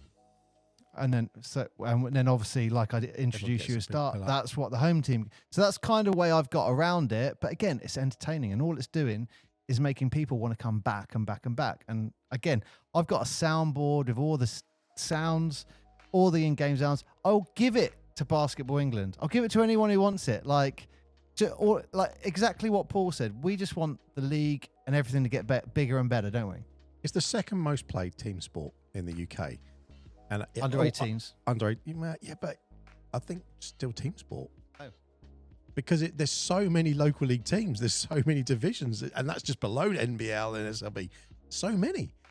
But people just don't know what it is. There's like a disconnect somewhere. Can't work it out in the UK. Just can't work it out. Well, I've got a question for Paul. Paul, with the exception of the Molten stress ball and the Back to the Future limited edition, what's the future for Molten? I think I'm going to, over the course next year or so, look at maybe the design, looking at a specific range for the SLB. Actually, I had a couple of ideas that I'm toying with. One was to put a QR code on the back of the ball where people could scan it and they could get like tickets and promotions and things like that. So the actual ball becomes the kind of marketing vehicle. So I'm sort of toying with the idea with that at the moment. You could see that on a court, someone going, hey, give me that ball, bam. You could see that, couldn't you? Look, for personal preference, I'd love it if someone could have a ball inflator that would then stop me overinflating it. we do a gauge. We do a gauge. I'll send you one. As we do a Molten gauge, you can just put it in and see exactly how much it's inflated. I know I'd send you lads a basketball each for having me on, which I promise you I will do. I'll send you one of these 45-50s. You can tell me what you think, and I'll put a gauge in the post as well for you, Mark. Paul, the ball almost dented the ceiling. I bounced it. It's like, yeah, it was a little bit like, oh yeah, that's going up there. But what would you like? Let me put it back to you. What would you like to see a basketball maker create? Have you got any thoughts on what you'd like, or are you quite happy with what you got at the moment? I as a shooter, I love the idea that you said about the grips, and I've never considered Molten like that, because all the experience I've had with basketball generally is National League basketball. My interaction with the Moltens is limited, and that's why one of the things that I'd love to see is in the UK conform the brand all the way down. Yeah. As far as design, let me think. I genuinely prefer the one that you picked up, that the 45-50 and also the Olympic balls. I think they look absolutely brilliant. I prefer I prefer those to just the plain orange. I know that sounds silly, but I don't know why. I just prefer the paneling. You know what all the kids like at the moment? What's that? All black. Really? Yeah. I'm doing that. Well, that's what I did for the SLB, as it goes. I'm making one of those at the moment. Okay. Yeah, I'm just looking at it and working out how I'm going to do it. I don't like those ones where they like I want to say the vinyl one, but it's that one that's it's like super sticky almost. Okay. I've seen a couple of those where it's like they're usually for a team or associated to that sort of thing, but they're more novelty than actual ball. I had to look at a glow in the dark one at one point, but I couldn't kind of get that one up over the line. You were going back to your days in that gym, weren't you, with that one light? You're thinking, if I had that ball. You're not wrong. Well, I mean, I'll tell you what. Actually, I've got an idea for you, which which I told my two mates in the pub, right? And they both said, yeah, that's got a market of 2 people, Paul, you and your son. But I'll put it to you and see what you think. All right. So I was thinking, right, what if you had a basketball which had lots of different things on it, like made a 3-pointer, 3 blocks in a game, MVP, whatever it is, loads of different things that you could do in your life, right? Stats. And then every time you do it, you cross it out. So it becomes like, it's a basketball is like almost like a record of your achievements in the game. Oh, Yeah, wow. or you could even have it that the basketball is a dice, effectively. So wherever you catch the ball, whatever you're looking at on each panel is the drill you've got to do. Yeah, okay. So on that panel, you'll get it and you go, free throw. So you're like, right, I'm doing a free throw. I love Catch the that. I love the Next idea one. that the basketball can record your. So if I go to a that would be good court of a stat. and it's going, today you hit 3 threes, you hit 5 free throws. Imagine you shoot 100 free throws and the ball tells the ball. How would the ball? I don't know the Oh, no. technology No, of it. no. What it is right? This is the idea. There's a bit more to it. So I was going to call the basketball the oath, right? And so what you do is you get a contract with the ball, Yeah. which you have to sign, and you promise not to cheat. You say, like, look, you have to be honest with yourself whether you've done these things or not. So you're ticking it yourself. Correct. Okay. So you do things like, for example, you've got to say, make 20 50 free throws with a brick. Remember Chris Mullen made 148 in the NBA in succession. Yeah. Remember him, Oh, wow. Golden State Warriors. Yes. Anyway, so if you said like make 25 free throws in a row with this ball, and you just imagine the practice it would take you to get to that point. Yeah. And then when you did it, you could literally pull out your Molten marker pen and scratch it off. Or I always see what you're saying, like a graphic on the ball, and you're like, bam, tick, bam, So you tick. tick off the ball. So, Yeah. Oh, Or you just put a line through it. Just say Yeah, that's done, and then No. on the next one, it become like if you had 30 of them or 30, 40, etc. As a kid, if you had that ball, then not like you or I, or well, mainly me, but with that raggedy ball that slipped through my hands, I could actually have like a living, breathing record of my kind of development. Yes. You would have to be honest, but yeah, I like the idea. I mean, Look, people have to be honest. You did I thought what you actually meant, Paul, was you wear a watch or something, or on your phone, and as the ball went through the hoop, it picked up on like the feel of the net or something, and went, bam, like okay. that So was you a can basket made, and you can do that you over could do an that evening. really- It says you've got you could do 20 that. out of 100. That is super easy to do. You could easily do that. And the way you do it is the way they do it with golf.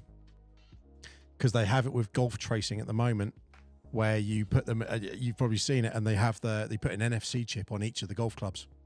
Yeah. And then when you take the golf club out, you go, and it automatically picks up, this is your rangefinder.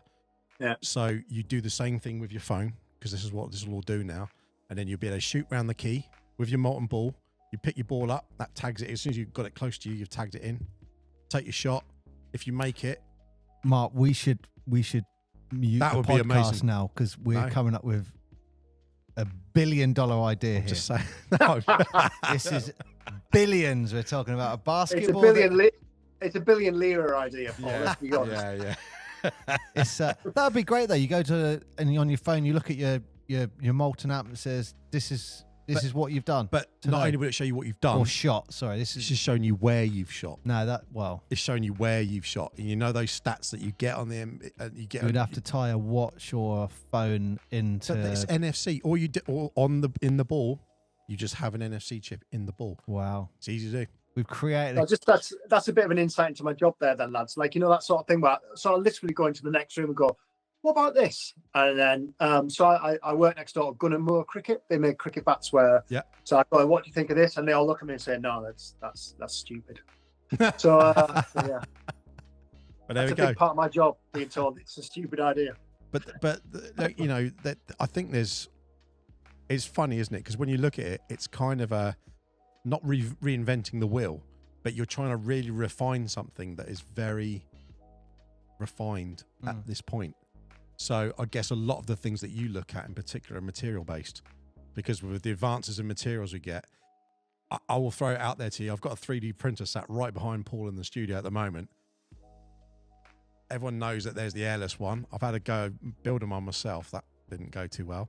But that sort of, I mean, you have to respect the fact that someone went, let's try something different.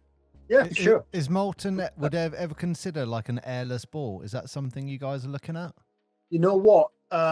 They're expensive as well. It's like $3,000 a ball. Is it $3,000 or $4,000 a ball? It's like 2,500 for the ball. But you know what? I've got the material. In terms of the culture of the organisation, Yeah. Molten, they're about kind of repeated quality. So they don't try and change things too much, to be honest with you. They just find something that really works, and the refinements that they make are minute. So that's, you know, I was saying the difference between the 4500 and the 4550. There's many other brands out there who are making balls which have, you know, bells and whistles, etc. But as I said, Molten is about like doing something that works really well, and then just thinking, right, what's the next 1%, what's the next 2%, etc. So rather than creating something which is completely revolutionary, it's just about I don't want to say evolution, not revolution, but it's about just pushing things very slightly rather than it's the culture of the organization. So they do, it's just something that they want, because obviously Molten are a Japanese company. So, and with that comes the kind of national culture, which is about small refinements. Okay, I've got one for you. A proper, genuine thing. Is this a 1%, 2% change? No. Well, it is a 1%, 2% change, but it's a genuine thing. It would be great to be able to identify your ball. If there was a way to do it that you could self-identify your own ball. So at the moment, everyone gets their marker pen, white's PG. Yes. So what are you saying? I don't know, but what I'm saying is that is the problem. Because one of the hardest things is when you see 25 Molten balls all bouncing around, and then someone's like, we're looking for one the other week, and it's like, has someone gone off with the ball? How have they gone off with it? Are you saying like personalize a ball? Yeah. Like with proper print? That's what I'm saying. But obviously you can't personalize it just by let's stamp it, because that's part of the production process. But have something that's included in, or an area where that's where you put your initial, or that's where you put something. Because sometimes people end up putting, I mean, I've got a basketball that says Fury on it from our like Saba days, and it's like I've written it like this big just to make sure no one takes it, but at the same time you go, it kind of makes the ball look ugly. Yeah, can you remember Addy colour shoes when you were a kid? I mean, how old are you lads, by the way? Are you younger than me? Mid-40s. All right. I'm saying that. I'm 10 years older than you. So they had Addy colour shoes. I don't know if you remember them, where you'd colour in the 3 stripes. Yes, I do remember those. You got pens in the box with the shoe. Yep. That's what you're talking about there. They're really, you're talking about the idea about almost like having a semi-permanent tattoo on the balls, aren't you? Which would mark out the kind of your own personal artistry on the ball. Yeah. So there's a way in which, like, there's a logo, there's the thing that you colour in yourself, but the way that you do it, or however you do it, that's your identifier almost. And it can be as simple as like just round the hole where you've got that's where the valve goes in. There's a little logo near there, or you do something around that, because it's just, I don't know. But I think what you're talking about there, Mark, is something cultural that might kind of blow up rather than it being led by a corporate organisation. I would suggest possibly. But that being said, I mean, molten balls are perfect for that. They already have the space on it, and as I said, when it gets into international level to some extent, I mean, you're talking about that's what I'm the talking white about. Part. That's where everyone writes their name on the white, the white square. That's exactly the bit I was saying. They write PG or whatever. Yeah, and that. Yeah, that I've got was to the be one honest with you. If I'm doing an advert for Molten, sometimes I have to Photoshop that out painstakingly. I tell you what, I don't know if this is going to sound really ignorant or not, but probably if Molten is from Japan, yep, wouldn't it be great to have a ball with, instead of Molten, have the Japanese writing equivalent of Molten? That would be cool. Is that a really ignorant thing to say? I'm not sure. Is No. like would there be like? To your credit, Paul, I've had those conversations too. Oh, okay. Because I think that would be great. Because, for example, just off the top of my head, I've got a Jurassic Park T-shirt, but it's a Jurassic Park T-shirt with the Japanese writing on it. Yeah. And I think it looks great. You look at it and think, okay, it's Jurassic Park, but without knowing Molten, I would say I've dealt with a lot of Japanese companies, and I wouldn't say they are rapid in moving. and there is a process to making decisions. I think that'd be that's fair to say. great. Bit of culture in your basketball, maybe on one having side. having those That'd be logos, great. having that would look super cool though. Yeah, it would. Yeah, and I do like the idea, Paul, that you've got the different colours, one for playoffs, one for league, one for cup. I do like that. Yeah. As I said, it took a while to get to that point, but yeah, there's more of that in the pipeline for Super League basketball. Don't worry about that because yeah, it's something I want to do. So yeah. And apologies for this question. Again, I might sound really ignorant here, but do Molten have the rights for the next Olympics? Yeah, the next two. Yeah. Are you Yeah, guys? so the 2027 and the 2031 are both already penciled. Well, they're pending for the Olympics. Yeah, the World Cup rather, not the Olympics. World Cup. So are you designing that now? Those balls? They've already signed. Yeah, Molten are FIBA's longest-serving partner. They've been ball suppliers since 1982. Okay. So they're like the Adidas Tango of world basketball, in terms of football. So, yeah, it's an iconic design which FIBA have no real compulsion to move away from what I can tell. Okay. So with the Olympics coming up in like 3 years' time, would you guys be looking at that ball? When would you be looking at the design for that? So Olympics is 2028, isn't it? Whereas the World Cup's 2027. Am I right? No, Yeah. the World. Oh yeah, sorry, the basketball. Yeah, excuse me. Yeah, the we're distributors for Molten rather than we're not owned by them, so to speak. Yep. So we would see those designs comparatively late. We wouldn't really have a big say in that. So what happens with that is they'd send us some designs over and say, "Is this something that you'd like to introduce into the UK?" So that would be with enough lead time for people to get hold of it, use it, and enjoy it while those competitions are being played. So we would see it comparatively late in the piece, in all honesty, Paul. Okay. It's good to know.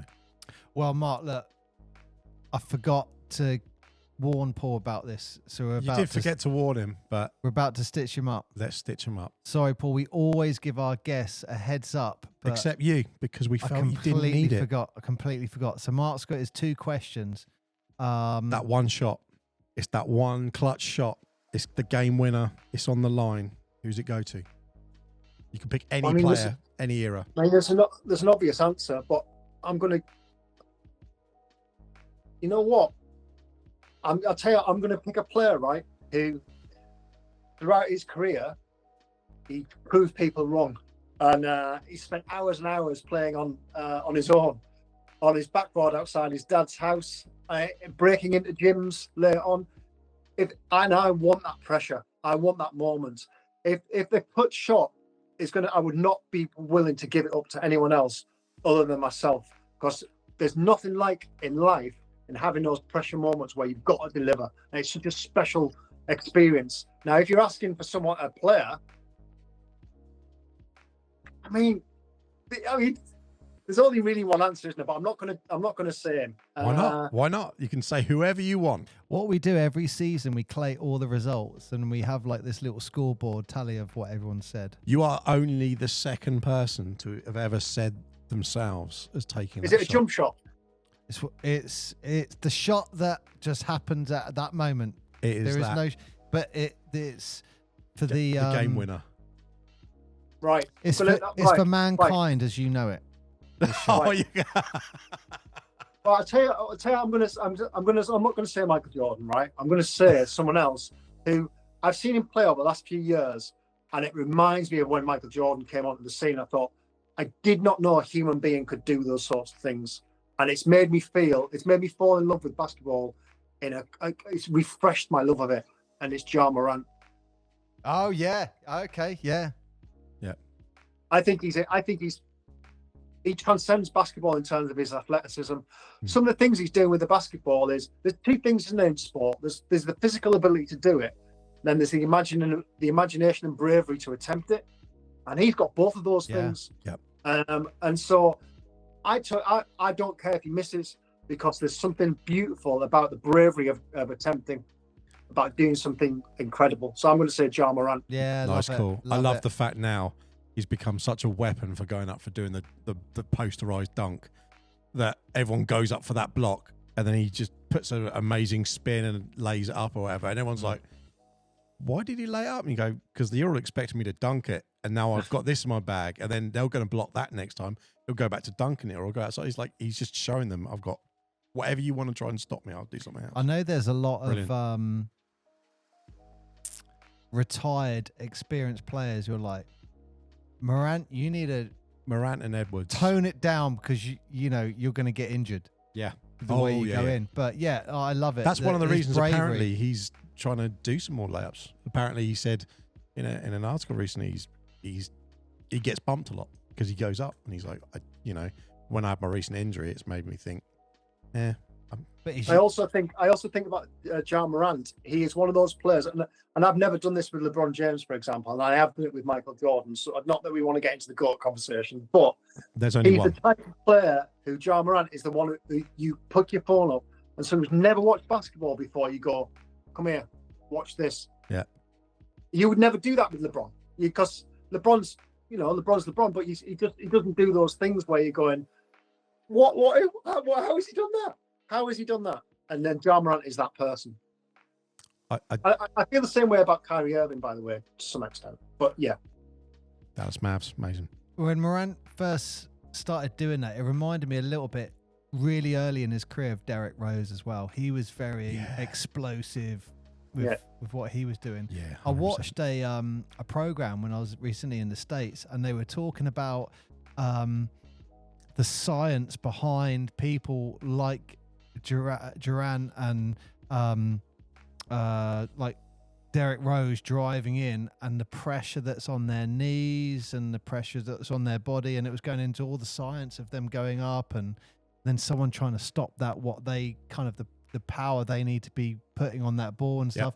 It was great. It was so interesting. There's another one like that someone did with Usain Bolt. Highly recommend it. And it's talking about how they designed his shoes and the power that he puts through his foot, why he's so long. And they're like, why is it that and it's all down to that? And it's unbelievable. Like they're saying the pressure through that is, no one's going to generate that. Well, that's a great answer. But Morant and Reaney are shooting for the fate of mankind. Not me. Listen, I want to scratch that. I'm not me. So what we're saying is, what was your favourite shot, Paul? What's your favourite shot? What's the one that you'd be like, that's the one? I mean, Jordan against Cleveland's the one in it. It's like amazing. But you're about my personal. Your personal shot. What would be what is the shot? Where's your go-to shot? Where is your go-to shot?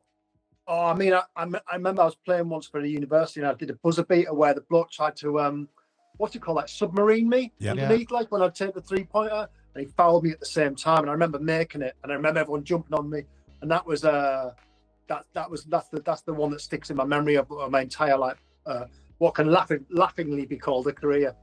But that's so that it would be a 3-pointer buzzer beater with someone trying to injure me as I'm taking it. Amazing. I like that. That's a good clutch. Right. This is the one that's going to blow Paul's mind. Paul, you can take as long as you want for this. Some people have. You got to pick your all-time 5. Oh, wow. You got to pick your all-time 5. You can see why we prepare people for this now, because sometimes we've had a few messages. We're like, "Can I change it?" It's like it's going out. It's already gone out. Like, I'm like, oh, can you edit it and not put that over the top? No, I'm not. It's actually a really hard question. I'm sorry, I'm deliberately doing this to give Paul a little bit of time, but it's actually a really difficult question. While Paul's thinking of that, I've got something. He mentioned GOAT earlier, and I've changed my answer on the GOAT a little bit. I'm now. It's not sitting on the fence, but everyone's got their own GOAT. Michael Jordan had his GOATs. Kobe had his GOAT. We had our GOATs. LeBron had his. Everyone has a GOAT. Gary Payton had a GOAT. John Stockton had a GOAT. Everyone has someone who is their GOAT and inspired them. But Jordan is the blueprint of a basketball player.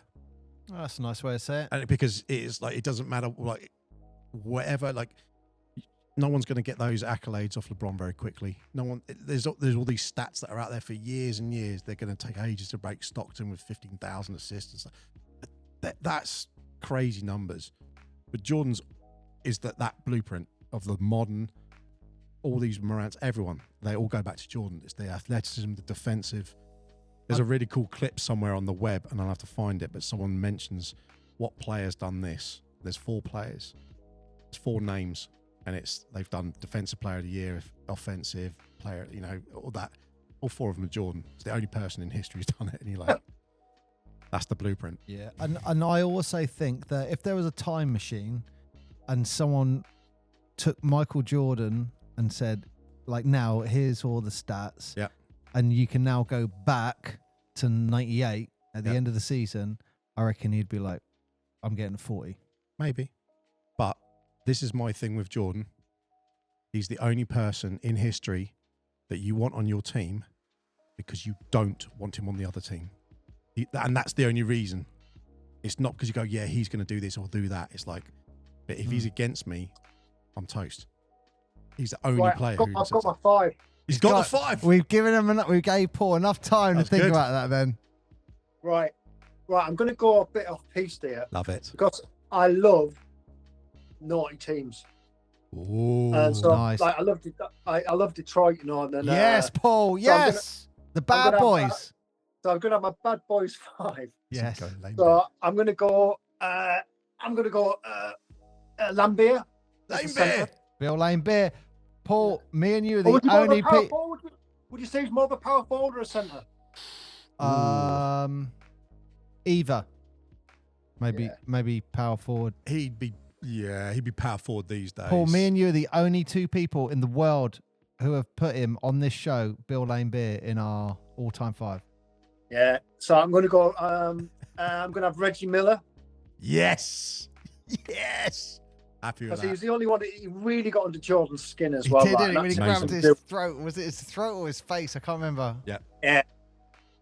And the push off, of course. I'm going to have Isaiah Thomas as my point guard, and again, it's not a player that I particularly like, but the whole walking off thing, he's just so naughty that I've got to have him in. He's a talented man. He is. Paul, He's a great player, and really able to control it. So we've got Isaiah Thomas, Reggie Miller, Paul, Lambier. I got to say to you, did you know? I don't know if you've seen. There's a thing called ESPN 30 for 30, the Bad Boys. Have you ever seen that? I don't know. Check it out. There's a bit right at the end where they talk about the walk off, and I think it's the first time Isaiah actually turns around and he says he won't say whose idea it was, and it was actually Bill Lambeer's idea, and everyone blamed Isaiah. Yeah. And Isaiah never turned around and said, "Yeah, that was Bill. It was Lambeer." He just Is that right? Yeah. And when you listen to it, you went, "Whoa, that was Bill Lambeer's idea," and he's never said that until like 40 years later, and he's had all that hostility and opprobrium. Yeah. I mean, if you're trying to think of inspired bad boys, there's a jersey floating just above. No, Paul's don't head. influence, Just Mark. saying. Don't influence. Well, is it? It's not Rodman, is it? Have you got? Obviously Rodman's. It's too easy, isn't it, Rodman? No, I it's want not ones easy. that are a little bit more kind of a little bit more off piste. East, blimey. I think who else was the scrappers at that time? I mean, to be fair, Larry Bird could look after himself. I mean, and you know what? I love Larry Bird, but I've got to say, I think he's quite an unlikable fellow in many ways. That's the remit, though, wasn't it? That was his remit, was that he just got under everyone's skin. Larry had the entire Philadelphia 76ers trying to punch him in the face in one game. I mean, Remember that one? do you know what? We haven't talked about Dr. J. Like, I mean, how can you leave Dr. J out with 5? Yeah. Like, it's like the coolest player ever. But then you got Charles Barkley for a season or two was unbelievable. Yeah. So I'm going to go Lambier. Lambier's locked in because, as I said, he's horrible. Reggie Miller is. You've kind of put me off Isaiah Thomas, but I'm going to keep him in. And then, so I'm thinking about Robert Parrish because he's got those elbows that are just like going to take your head off. So I've got to have a Boston Celtics because Boston Celtics is my kind of team, really. So I'm going to have put it in the basket, Chief. I'm going to have Robert Parrish. Nice. And have someone. I'll tell you what. Let's have someone really cool who's thinking, why am I playing on this team? I was going to say Dominic Wilkins, but he's too big. I want someone a bit more kind of. I could say Clyde Drexler, I suppose, but he's a bit meek, isn't he? Clyde's not nice and not nasty enough. No, he's too. As I said, he was too meek. What about Xavier McDaniel? He was a bit tasty, wasn't he? The X-Man. McDaniel, yeah. Hang on, let's have a think. Oh, I'll tell you what. Let's have Blake Griffin. Is that his name? Blake Griffin. Yeah, Blake will do a there job. we go. That's my kind of bad boys. My bad boys 5. So absolutely horrendous to play against. You wouldn't go anywhere near them in the paint. And it would be, because I did think about swapping out John Stockton for Isaiah Thomas, but Isaiah Thomas leading the conductor of the NBA bad boys. That's my fault. Imagine Reggie Miller and Isaiah. Listen, here's the thing. This is 5 and Pine, so you've got to put one on the bench. There's one on the bench as well. Who's on the bench? So you've got your 5. It's called 5 and Pine. So you can get your Stockton if you want. You can have Stockton as a someone who just like refuses to play because it just is so nice. You know what? I don't think Stockton was nice. I think he was. You think he's got a little bit of the cold eyes of a killer? If you listen to when people talk about him, every single player is like he was. Like people would flatten him, and he'd get up and go, "Nice pick." He was he was absolutely solid, and he was ruthless. Talking about famous people and the pressure and the attention. There's a great documentary about the '92 Olympics when you had the Dream Team. And they're stuck in traffic on the bus, and John Stockton just gets off the bus and walks down this high street. No one even looks. And I can't remember who it is. It might be Charles Barkley or Patrick Ewing. Someone turns around and goes, I wish I could do that. Yeah. I wish I could do that. Yeah. He'd turn up in it, like I'd say, he'd turn up in a minivan, wouldn't he? I think he just puts a hood up or puts a cap on or something like that, just walks down the street. Amazing. No one even looks. I've got my Pine. Who's your Pine? My Pine is someone who I can't decide whether he's a bad boy or a pacifist or what he is. He's an enigma, and that's Kareem Abdul-Jabbar. Oh, nice. Yeah, Kareem's a good one.